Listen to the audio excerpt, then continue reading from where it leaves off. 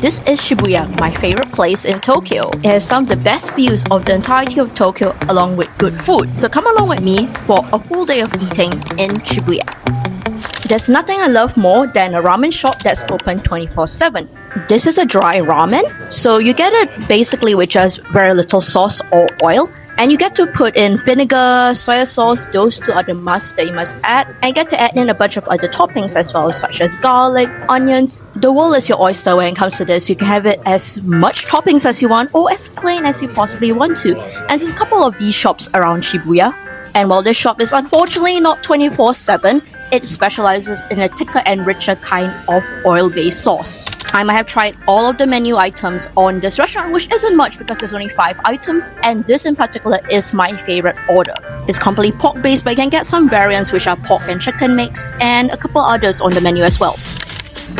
So my favorite soup base is actually chicken base, specifically tori paitan, which is the milky white raw chicken's cousin of the pork-based tonkatsu. Now this is located in the main drinking street of Shibuya, and there's often a staff outside trying to get people in, and from my understanding that entire small building seems to be owned by the same restaurant. This is one of my most favorite ramens in Shibuya, and I will always be here on a Friday night. The portion is huge, the ramen egg is seasoned perfectly, and it's a great value for money.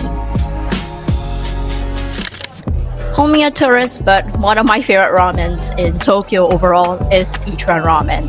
I've been coming here since I was a kid, and it's probably the most consistent place I've ever been to and fully optimized for the foreigner experience.